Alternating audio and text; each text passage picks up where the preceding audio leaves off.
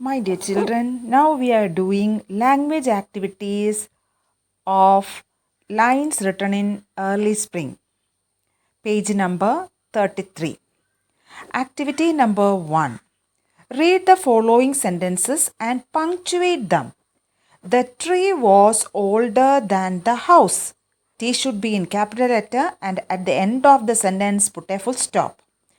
I saw a cobra and a mongoose fighting. I should be in capital letter and the end of the sentence put a full stop. What a spectacular sight.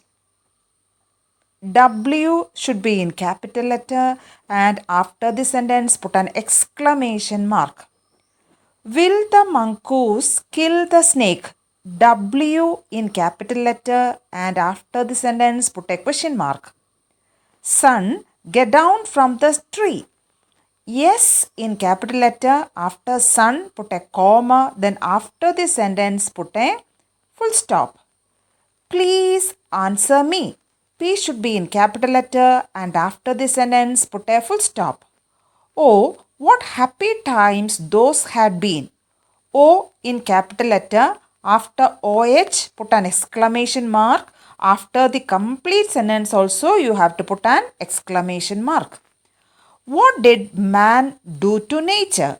W should be in capital letter and after the sentence put a question mark.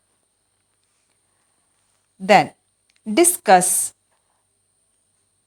Based on the punctuation marks, how many sentence types can you identify? 4. Are there two types of sentences in the above set that end in a full stop? Yes. What differences do you notice between these sentences? Some sentences end in a full stop, some in question marks and some others in exclamation marks. Based on your discussion, how many sentence types can you identify? 4. Which are the types of sentences you have identified? Statements, commands or requests, questions and exclamations. Now, categorize these sentences under these heads in the following table. Statement. The tree was older than the house. I saw a cobra and a mongoose fighting. Then command and request. Son, get down from the tree. Please answer me. Then questions. Will the mongoose kill the snake? What did the man do to nature? Then exclamations. What a spectacular sight. Oh, what happy times those had been. Statement sentences are called dash assertive.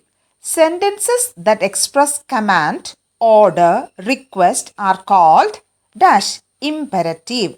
Sentences that ask questions are called interrogative. Sentences that express emotions and feelings are called exclamatory. Now write two examples each for the sentence types you have identified. First we can write two statements or assertive sentences. He is a student. I am a teacher. Then we can write two interrogative sentences. What is your name? Where are you coming from? Then we can write two imperative sentences. Close the door. Please give me a glass of water. Then we can write two exclamatory sentences. How beautiful that flower is. How sweet it is. Then we can move to activity number 2. Read the sentences. I had built a small platform on the tree. Number 2, I was not afraid. Number 3, grandfather had a very beautiful garden. Number 4, the combatants were not aware of my presence in the banyan tree. Number 5, I don't get any sleep at all. Number 6, my first friend was a small grey squirrel. Number 7, the house was not electrified. Number 8, the snake slithered along my shoulder. Number 9, I was no mere image cut in granite. Number 10, The snake looked into the mirror and saw its reflection. Categorize the above sentences into affirmative and negative and complete the following table. First of all, we can write affirmative or positive sentences. I had built a small platform on the tree.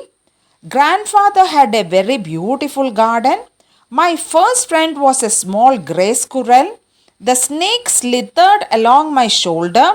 The snake looked into the mirror and saw its reflection. The negative sentences. I was not afraid. The combatants were not aware of my presence in the banyan tree. I don't get any sleep at all. The house was not electrified. I was no mere image cut in granite. Sentences which state positive facts are called affirmative or positive sentences. Sentences that express negative ideas are called negative sentences. Now look at the following sentences. Grandfather rarely smoked a pipe. The maid would hardly clean the garden. He could scarcely control his joy. I will seldom pray for you. There are few snakes in the garden. There is little water in the pond. Identify the words that make the sentences negative. The bold words are negative. So, which are the bold words here? Rarely, hardly, scarcely, seldom, few, little. Rewrite the given sentences into negative sentences using the words you have identified. Few students read textbooks at home. Number 2, the boys scarcely do daring task. Number 3, it hardly rains heavily. Number 4, the students have scarcely completed their work. Number 5, the boys seldom play on the ground. Number 6, I scarcely write letters to my friends. Rewrite the following affirmative sentences as negative sentences without changing their meaning. Number 1, Jack always agrees to help his friends. That is given as an example. Jack never disagrees to help his friends. Number 2, he drives his car carefully. Answer, he seldom drives his car carelessly. Number 3, Stella is prettier than Mary. Mary is hardly as pretty as Stella. Number 4, they have accepted the invitation for the party. Answer, they have heartily declined the invitation for the party. Number 5, a fox is cleverer than a jackal. Answer, a jackal is hardly as clever as a fox. Number 6, this shop sells expensive articles. This shop hardly sells cheap articles. Number 7, she always keeps her room tidy. She seldom keeps her room dirty. Number 8, he is polite to everyone. Answer, he is impolite to none. Number 9, he is very industrious. He is seldom lazy. He is always present. He is never absent. Sentences containing words like never are treated as negative sentences. Then we can move to activity number 3. Let's consider the following sentences. The boys are playing in the playground. The old grandfather was helpless.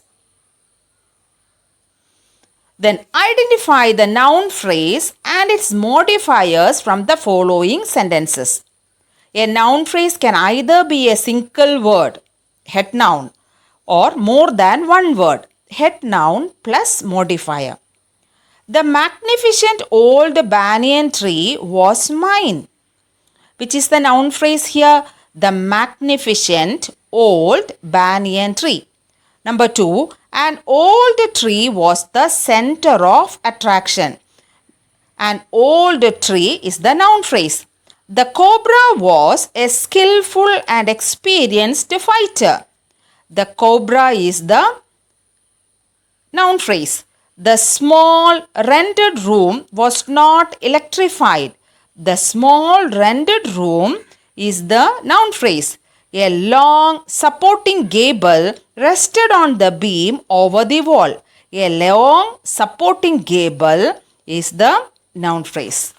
So, with this, we have completed the language activities in the chapter Lines Written in Early Spring. We have completed from page number 33. My dear children, I think that you have understood this much. Thank you.